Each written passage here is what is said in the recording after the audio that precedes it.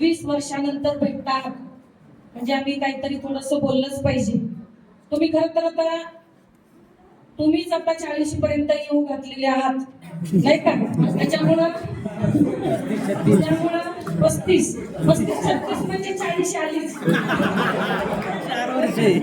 त्याच्यामुळं तुम्हीच आता एवढे मोठे झालात की तुम्हाला मार्गदर्शन करणं म्हणजे जसं आता थोडंसं हे होईल पण तरी सुद्धा शिक्षक आहे म्हणून आम्ही तुम्हाला थोडं का होईना मार्गदर्शन करणं आवश्यक आहे.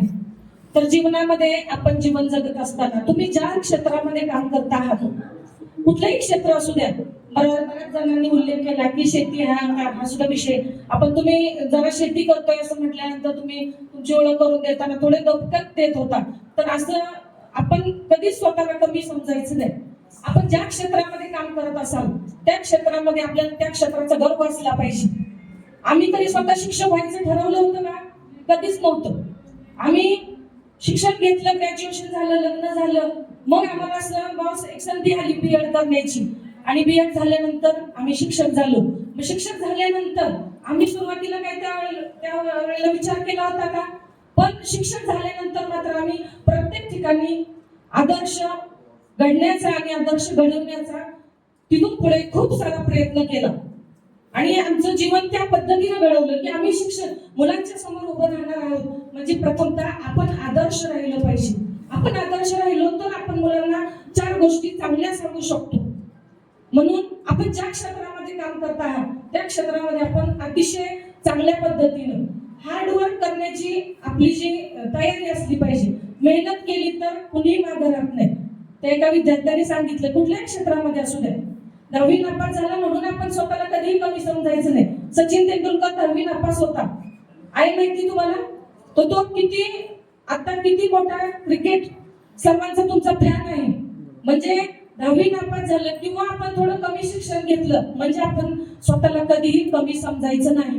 आपण ज्या क्षेत्रामध्ये आहात तिथं अतिशय छान चांगलं काम करा आणि सगळ्यात महत्वाचं एक काम तुम्ही इथून पुढच्या आयुष्यामध्ये तुमची सर्व जी छोटी संतती आहे तुमच्या छोट्या मुलांना चांगलं घडवण्याचा प्रयत्न करा. त्यांच्यावर छान चांगले संस्कार करा. हे संस्कार फार महत्वाचे आहेत सध्याच्या युगामध्ये. ते काम आपण अतिशय चांगल्या पद्धतीने केलं. आता तुम्ही तुमची मुलं चांगली घडवली तर तुम्हाला भविष्य काळामध्ये अतिशय म्हणजे चांगलं तुमचं पुढचं आयुष्य जाईल. आणि खरं ह्या मुलींना सुद्धा मी खूप धन्यवाद देते की खूप वर्षातून भेटल्या. मला सुद्धा काही मुली सुरुवातीला ओळखल्या नाहीत म्हणजे ज्या वारंवार भेटल्या त्या ओळखल्या. पण आता ह्या बॅच मधली बरीचशी मुलं मला इथे भेटतात त्याच्यामुळे बरीचशी मुलं मी लगेच ओळखली. पण जी पुण्याला किंवा बाहेर राहतात ती थोडीशी अगदी 5-10 मिनिटं लागली पण लगेच ओळखली. तर लक्षात ठेवा आपण ज्या क्षेत्रामध्ये राहताय त्या क्षेत्रामध्ये चांगलं काम करा. प्रियांकाने सांगितलं की मला फार म्हणजे छान वाटलं. म्हणजे शिक्षणाचा एखादा पैलू कसं मुलं उचलतात. तिने असं सांगितलं की आम्ही तुमच्याकडे पाहत मोठं झालो आणि तुमच्यासारखं आम्हाला घडावं असं वाटलं.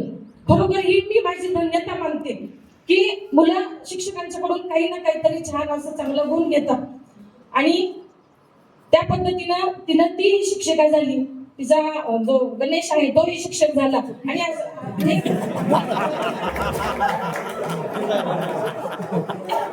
तुम्ही मगाशी हसवलं म्हणून मी आता तुम्हाला ठीक आहे चांगली गोष्ट आहे. तर अशा पद्धतीनं तुम्ही तुमच्या आणि सगळ्यात महत्वाचं उद्देशाने सांगितलेलंच आहे की तुमचं आरोग्य चांगलं ठेवा. मी हे सर्वसन्माननीय व्यासपीठ आणि तुमचे सर्वांचे धन्यवाद मानते आणि थांबते.